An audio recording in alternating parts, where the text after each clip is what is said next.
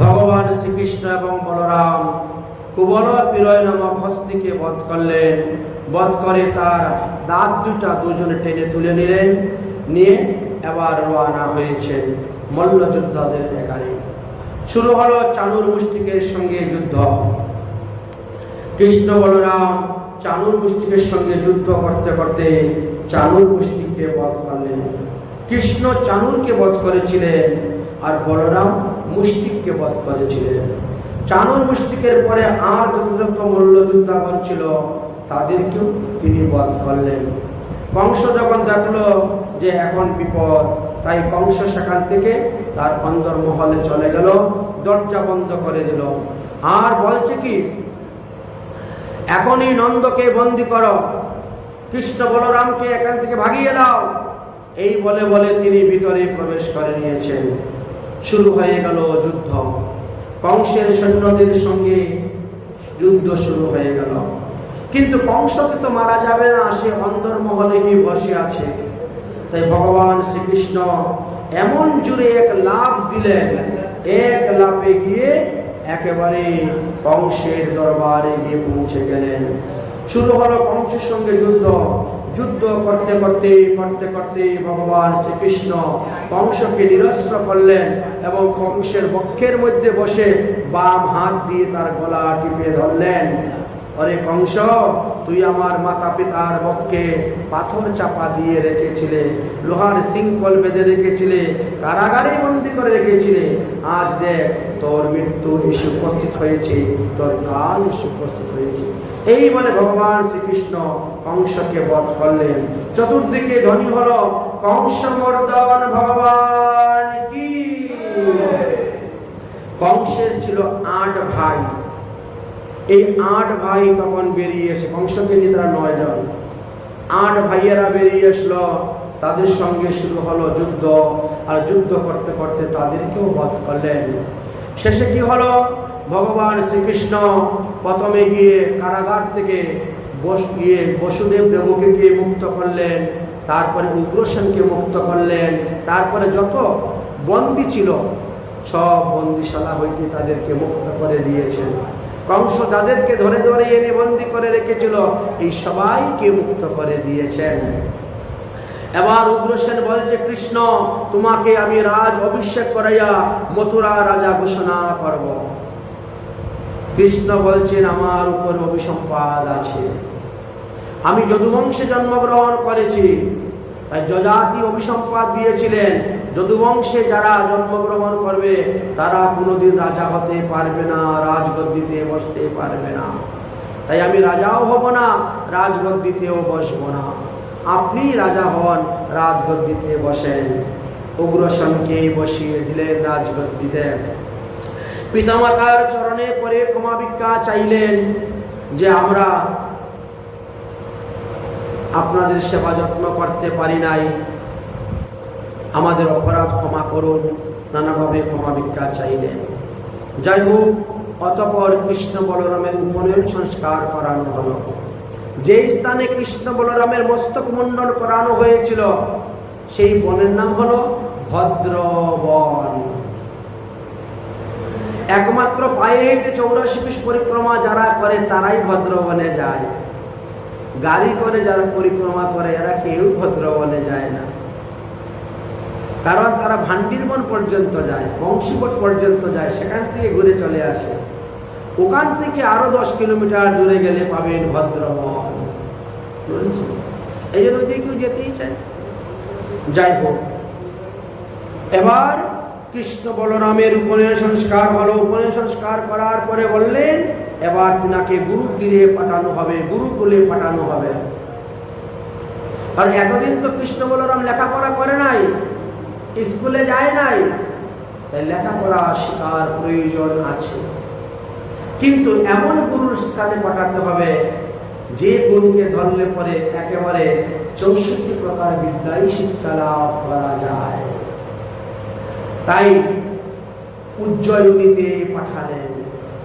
অবন্তিকাপুরীতে সন্দীপনী মুনির আশ্রমে কৃষ্ণ বলরামকে পাঠাইলেন বিদ্যা শিক্ষা লাভ করার জন্য। গুরুদেব যে রকম স্বভাব চরিত্র আচার আচরণ হবে, শিষ্যদেরকে তো সেভাবেই শিক্ষা দিবেন। এই জন্য সদ্গুরুর দরকার, না হলে হবে না। সদ্গুরু না হলে সেই শিক্ষা পাওয়া যায় না। এই জন্য কৃষ্ণ বলরামকে সেই উজ্জয়িনীতে পাঠালেন। রথে হয়ে কৃষ্ণ বলরাম উজ্জয়িনীতে গেলেন। যেদিন কৃষ্ণ বলরাম উজ্জয়িনীতে গুরুকুলে রওনা হয়েছে, গুরুকুলে যাওয়ার 1 কিলোমিটার আগেই দেখতে পেলেন এক ব্রাহ্মণ বালক রাস্তার পাশে বসে কান্না করতেছে। তার পায়ের মধ্যে এমন একটা কাটা ফুটেছে, সে চলতে পারছে না, হাঁটতে পারছে না। ভগবান শ্রীকৃষ্ণ তখন নেমে গেলেন, কারণ গোবিন্দ ব্রাহ্মণদেরকে খুব ভালোবাসে। গু ব্রাহ্মণ হিতায় জগদ্ধিতায় কৃষ্ণায় গোবিন্দায় নমো নমো আমরা বলে থাকি। তিনি কে ছিলেন? তিনি ছিলেন সেই সুদামা বিপ্র। সুদামা বিপ্র তো উজ্জয়িনী অবন্তিকাতে সন্দীপনী মুনির আশ্রমে লেখাপড়া শিখতেন। এক এক দিন এক এক শিষ্যের উপরে দায়িত্ব করত এক একটা কাজের। কেউ ঘাস কাটতে যেত, কেউ লাকড়ি আনতে যেত, কেউ ফুল আনতে যেত। তাই সেখানে ভগবান শ্রীকৃষ্ণের সঙ্গে প্রথম সুদামার সাক্ষাৎ।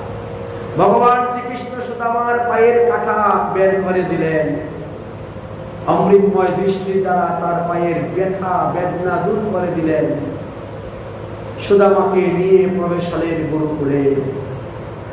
গুরুকুলে প্রবেশ হওয়ার পর সেখানে পরিচয় দেওয়া হলো। কৃষ্ণ বলরামকে আপন পুত্রের মতন রাখলেন, যত্ন করে। দেখতে দেখতে ভগবান শ্রীকৃষ্ণ 64 দিবসে 64 প্রকার বিদ্যা শিক্ষা লাভ করলেন। সেখানে একেবারে প্রিয় মিত্র হয়ে গেল সুদামা। উঠতে বসতে খেতে শুতে কৃষ্ণ সুদামা ছাড়া কারো সঙ্গ করেন না।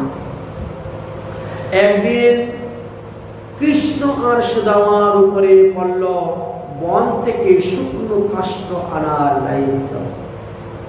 গুরুমা কৃষ্ণকে খুব ভালোবাসে, সুদামাকে ভালোবাসে। এই জন্য কতগুলা চানা ভেজে দিয়েছেন, ছোলা ভেজে। সকালবেলা খাওয়া দাওয়া করে বেরিয়েছে, তারপরেও যদি আসতে দেরি হয়, ক্ষুধা লাগে, তাহলে চানাগুলো খাবি, এই জন্য দিয়েছে। তো বলছেন নাও, এটাকে তোমরা দুজনে ভাগ করে নিয়ে নাও।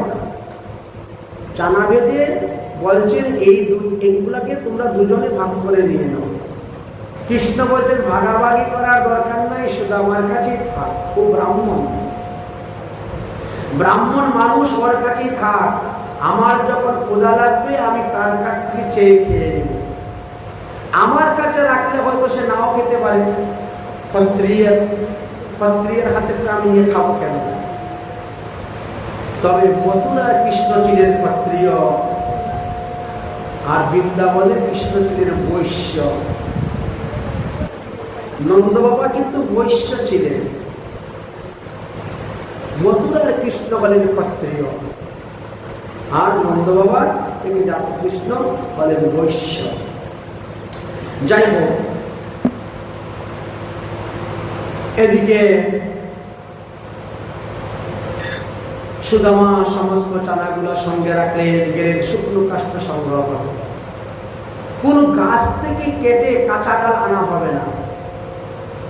গাছের মধ্যে যে ডাল শুকিয়ে আছে অথবা ঝড় বৃষ্টিতে যে ডাল ভেঙে নিচে পড়ে গেছে, সেই কাজটা আনা হবে। এটা ছিল সন্দীপনী মুনির আদেশ। এই জন্য শুকনো কাষ্ঠ কুড়াতে কুড়াতে গভীর জঙ্গলে যেতে হয়েছে। যখন সমস্ত পূজা বন্ধন করে নিয়ে আসতে এসেছে, সেই সময়ে হঠাৎ করে ঝড় বৃষ্টি আরম্ভ হয়ে গেছে। এমন ঝড় বৃষ্টি শুরু হয়েছে, আর যাওয়ার উপায় নেই। বড় একটা বটবৃক্ষ দেখে দুজন দুই গাছের মধ্যে উঠেছে।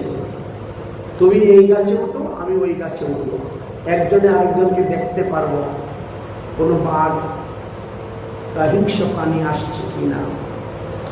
বৃষ্টি চলছে চলছে চলছে, বৃষ্টি কিছুতেই বন্ধ হচ্ছে না। দেখতে দেখতে সন্ধ্যা, অন্ধকার হয়ে যাচ্ছে। সুদামার ক্ষুধা লেগে গেছে। ব্রাহ্মণ মানুষ পেটের ক্ষুধা সহ্য করতে পারেন না, আর তাই তিনি কি করলেন, ওই চুলাগুলো একটা একটা করে খেতে শুরু করেছেন। খাচ্ছেন আর পাকে পাকে কৃষ্ণের সঙ্গে গল্প করতেছেন। কৃষ্ণ বুঝতে পারছেন যে ব্রাহ্মণের ভোগ লেগে গেছে, শুরু হয়ে গেছে, কিন্তু মুখে প্রকাশ করে বলছেন না যে আমার ভাগেরটা আমাকে দাও, আমিও খাই, বলছেন না। কৃষ্ণ তো চালাকি করে বলছেন, সুদামা তোমার দাঁত দিকে ঠক ঠক করে নড়তেছে। সুদামা বলছে ঠান্ডায় শীতে একদিকে বৃষ্টি আর একদিকে বাতাস, তাই ঝড় বৃষ্টি বাতাসের কারণে দাঁত নড়তেছে, শরীর কাঁপতেছে। কারণ কৃষ্ণের সঙ্গে গল্প করে করে একটা একটা করে মুখ দিয়ে খেতে খেতে কৃষ্ণের ভাগেরটাও খেয়ে নিয়েছে। ভগবানের দ্রব্য যদি ভগবানকে না দিয়ে খাওয়া হয়, সেটা চুরি করে খাওয়া হয়, আর তার ফল তাকে ভীষণভাবে ভোগ করতে হয়। তাই সুদামার এই দরিদ্রতার কারণ পরে আমরা বুঝতে পারব। ভগবান শ্রীকৃষ্ণ অন্তর্যামী, সবই জানেন, তারপরেও তিনি কিছু বললেন না। যাই হোক, পরের দিন সকালবেলা কৃষ্ণ একটি মাথার মধ্যে কাঠের বোঝা নিয়েছে, বলরাম এই সুদামা একটি কাঠের বোঝা মাথায় নিয়ে রওনা হয়েছে। বাৎসল্য প্রেমের পরাকাষ্ঠা ছিলেন সন্দীপনী মুনি।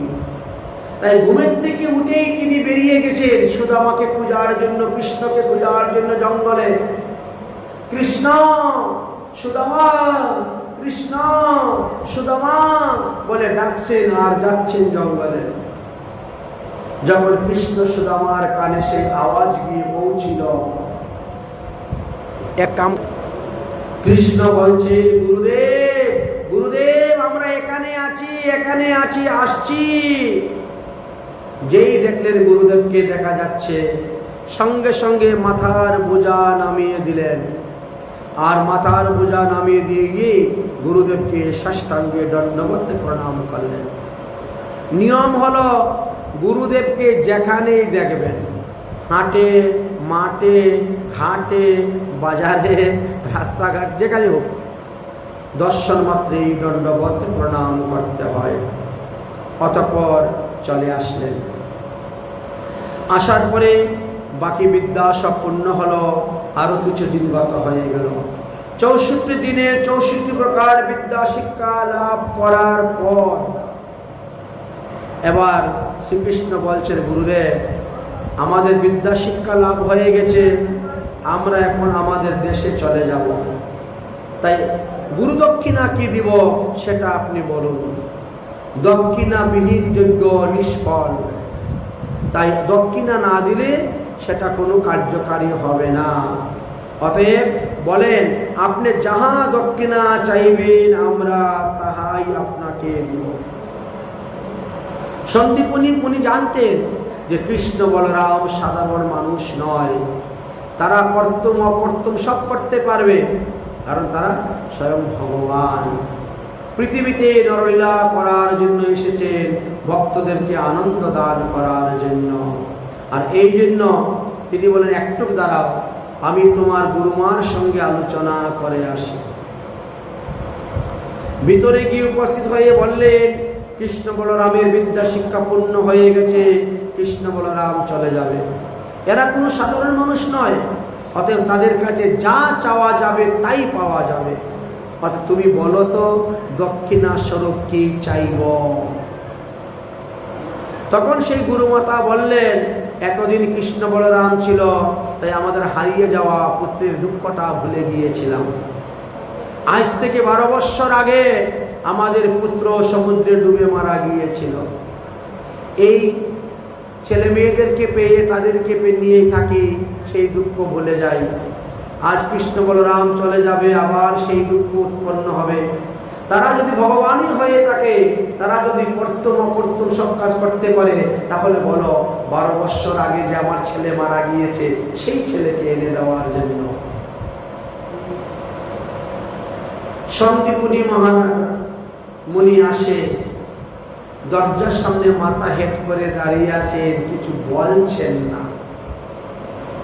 ভগবান শ্রীকৃষ্ণ বলছেন, গুরুদেব বলুন বলুন, কোনো সংকোচ করবেন না, কোনো সংশয় করবেন না। গুরুমা যাহা বলেছেন তাহাই আপনি বলুন, আমি তাহাই গুরু দক্ষিণা দিব। তখন বললেন, 12 বছর আগে আমার এক ছেলে, একটা মাত্র ছেলে আমার, সমুদ্রে স্নান করতে গিয়েছিল, তারপরে সে আর ফিরে আসে। যদি সেই ছেলেকে এনে দিতে পারো তাহলে এটাই হলো গুরু দক্ষিণা। ভগবান শ্রীকৃষ্ণ বলছেন, তথাস্তু, তাই হবে, সেটাই হবে। চলো বলরাম দাদা। তাই রথের মধ্যে করে কৃষ্ণ বলরাম চলে গেলেন সমুদ্রের তীরে। সমুদ্রের তীরে গিয়ে ডাকছেন, সমুদ্রদেব সমুদ্রদেব বলে চিৎকার করে ডাকছেন। সমুদ্রদেব ভগবানের সেই শব্দ শ্রবণ করে, কণ্ঠ আওয়াজ, ভগবানের পূজার সামগ্রী নিয়ে এসেছেন। গোবিন্দ বলছেন, শোনো সমুদ্রদেব, আজ হইতে 12 বছর আগে আমার গুরুপুত্র এখানে স্নান করতে এসেছিল, আর সে জলের মধ্যে ডুবে মারা গিয়েছে। অতএব তাকে আমি চাই দাও। সমুদ্র বলছে, আমি আমি আমি আপনার গুরুপুত্রকে নেই নাই। আমার জলের ভিতরে শঙ্খচূড় নামে এক অসুর বাস করে, বিশাল বড় এক শঙ্খ, শঙ্খের ভিতরে সে থাকে। সময় মতো বেরিয়ে আসবে, যা পাবে তা ধরে খাবে, আবার গিয়ে শঙ্খের ভিতরে লুকিয়ে থাকে, ঘুমায়। নাম তার শঙ্খচূড়। অতএব সে আপনার গুরুপুত্রকে ভক্ষণ করেছে, আমি মারি নাই আপনার গুরুপুত্রকে। যান, তার পেটের ভিতরে আপনার গুরুপুত্রকে পাবেন। ভগবান শ্রীকৃষ্ণ বললেন, বলরাম দাদা, আমি যতক্ষণ পর্যন্ত ফিরে না আসি ততক্ষণ তুমি রথ নিয়ে এখানে বসে থাকো, তুমি কোথায়ও যেও না। এই বলে ভগবান শ্রীকৃষ্ণ গিয়ে সমুদ্রে দিলেন ডুব। গিয়ে পৌঁছে গেলেন একেবারে অসুর যেখানে তাকে সেই স্থানে গিয়ে পৌঁছে গেছেন। শঙ্খচূড় শঙ্খচূড় বলে ডাকতে শুরু করেছেন। কে ডাকতেছে আমাকে? শঙ্খচূড় তখন শঙ্খ থেকে বেরিয়েছে। ভগবান শ্রীকৃষ্ণ বলছেন, তুমি ব্রহ্মহত্যা পাপী, তুমি আমার গুরুপুত্রকে 12 বছর আগে ভক্ষণ করেছ, করে এখানে লুকিয়ে আছো। অতএব আমার গুরুপুত্রকে এখন দাও, না হলে আমি তোমাকে যুদ্ধ করে, তোমাকে সংহার করে, তোমাকে মেরে তোমার পেট কেটে আমার গুরুপুত্রকে নিয়ে যাব। বলছে, কে তুমি? এত বড় সাহস আমার বাড়ি এসে আমাকে ধমকাচ্ছ?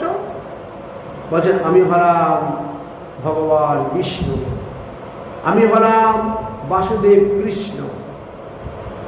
ও, তুমি সেই বিষ্ণু যে বৃন্দার সতীত্ব হরণ করেছিল? তুমি সেই কৃষ্ণ, বৃন্দাবনের গোপীগণের গোপীর অন্ন খাইয়া গোপীদের কুল তুমি দিলে মজাইয়া? তুমি সেই কৃষ্ণ যে নিজে করো এমন কাজ, সে আমাকে উপদেশ দিতে এসেছ? বলা শুরু হয়ে গেল। পতিব্রতা বৃন্দা সতী ধর্মপরায়ণ, তার ধর্ম নষ্ট করিলে তুমি করিয়া ছলন। পরকে দাও ধর্ম উপদেশ, নিজে করো কাজ মন্দ। ধিক ধিক কৃষ্ণ, তোমার বদনে লজ্জা লাগছে না? কথা বলতে বলতে শুরু হয়ে গেল যুদ্ধ। যুদ্ধ করতে করতে ভগবান শঙ্খচূড়কে বধ করলেন, শঙ্খচূড়ের পেট কাটিয়ে দিলেন, কিন্তু গুরুপুত্রকে পাওয়া গেল না।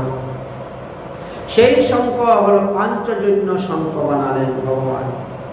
সেই পাঞ্চযজ্ঞ শঙ্খ নিয়ে ভগবান রওনা হলেন, চলো তাহলে জমালয়ে।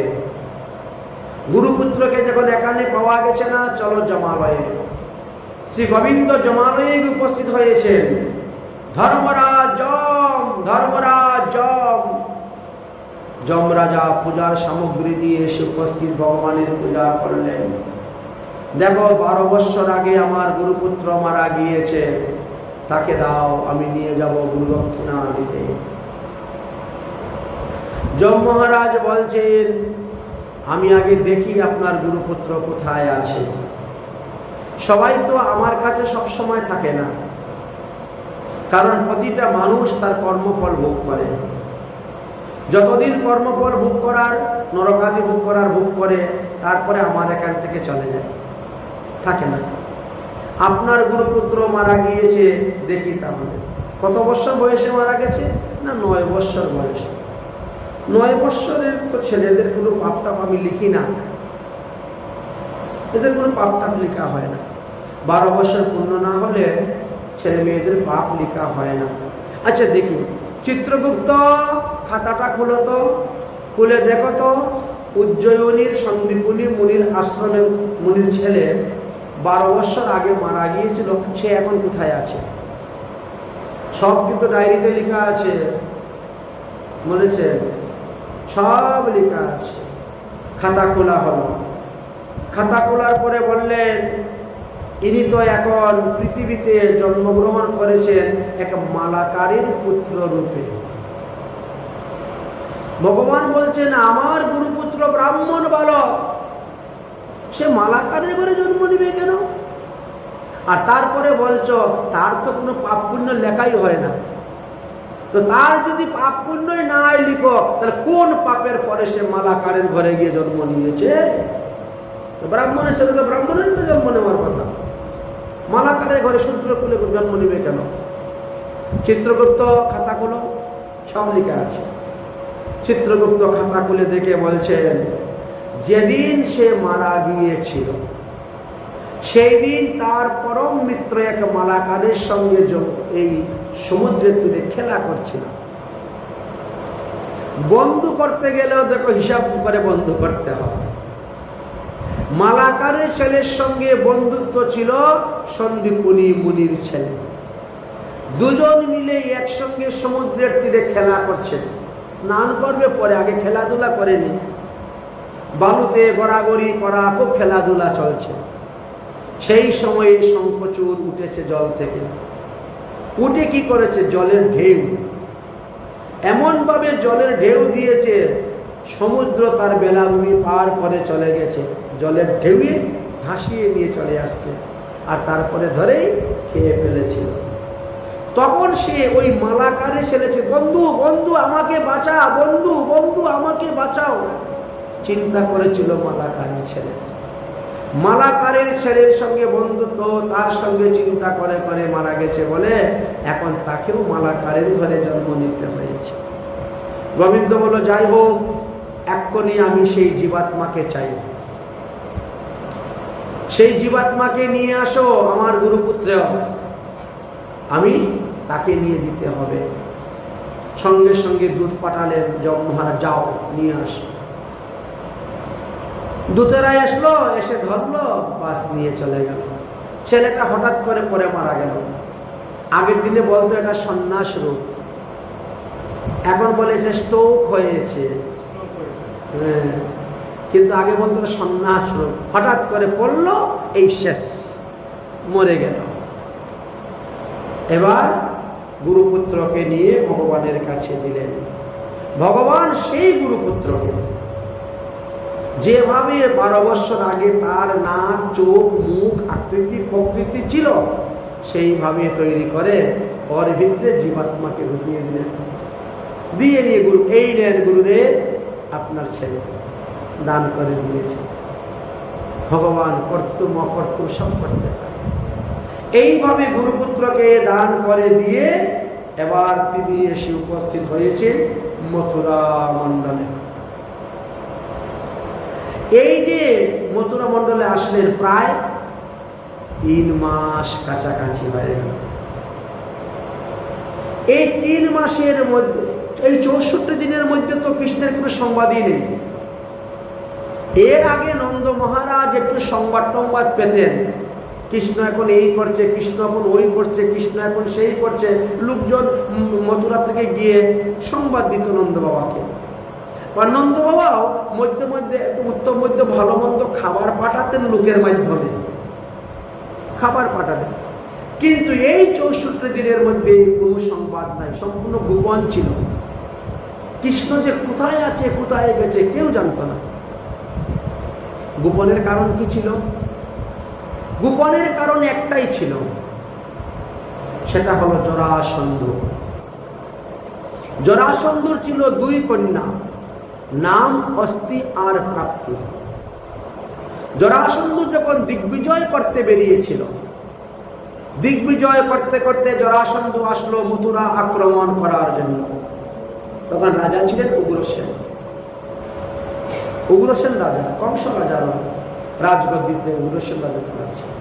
এসেছে মথুরায় যুদ্ধ করার জন্য, মথুরা আক্রমণ করার জন্য। কিন্তু যেদিন তিনি মথুরায় এসে উপস্থিত হয়েছেন, সেই দিন জরাসন্ধর হাতিটা পাগল হয়ে গিয়েছিল। হাতিটা পুষ মানছে না, কাউকে মানছে না, সামনে যাকে দেখে তাকেই মারে, যাকে দেখে তাকেই মেরে। জরাসন্ধ কোনো মতে হাতিকে কাবু করতে পারছেন না, কারণ এই হাতির শরীরেও 1000 হাতির বল। এই জন্য একে যেমন তেমন লোকে যেমন তেমন হাতি দিয়েও কাবু করানো যাবে না। হাতিকে দেখলো হাতিকে মারে, মানুষকে দেখলো মারে, যা পায় তা। বাড়ি ঘর ভেঙ্গে বন টন একেবারে একাকার করে দিচ্ছে, সব ভেঙ্গে চুরমার করে দিচ্ছে। এমন পাগল হয়েছে হাতি। জরাসন্ধ বড় চিন্তার মধ্যে পড়ে গেলেন, হাতিটাকে কি করা যায়। যখন মথুরায় ঢুকেছে এই হাতি, আর একের পর এক বাড়িঘর ভাঙতে শুরু করেছে, মানুষকে মারতে শুরু করেছে, তখন কংস গিয়েছিলেন। কংস গিয়ে ওই হাতির সঙ্গে যুদ্ধ করেছেন। যুদ্ধ করে হাতিকে পরাজিত করেছেন। হাতিকে নিস্তেজ করে হাতির লেজ ধরে টেনে টেনে নিয়ে চলে এসেছেন। হাতির লেজ ধরে টেনে টেনে নিয়ে এসে জরাসন্ধর কাছে দিয়েছেন, এই নেন আপনার হাতি। জরাসন্ধ বলছে, ওরে বাবা, এত বড় শক্তিশালী বীর, আমরা যাকে নিয়ে হাতিকে কাবু করতে পারছি না, সে হাতির লেজ ধরে পিছন থেকে টেনে নিয়ে চলে আসছে। এত বড় বীর, তাহলে এর সঙ্গে যুদ্ধ করার দরকার নেই, এর সঙ্গে সন্ধি করাই ভালো। এমন বীর সৈন্য, সন্ধি করাই। তখন যুদ্ধের আর আশা না করে এবার ভালো মন্দ জিজ্ঞাসা করছেন, পরিচয় জানলেন, তারপরে বললেন, তাহলে আমার মেয়ে 2টা তোমার কাছে দিয়ে দিল। কংস রাজি হয়ে গেল। এই জন্য কংস বিবাহ করে নিল অস্তিয়ার প্রাপ্তিকে।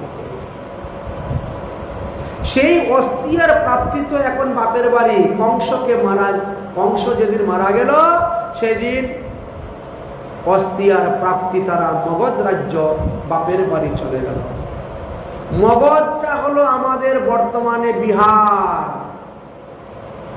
বিহারকেই বলা হতো মগধ রাজ্য।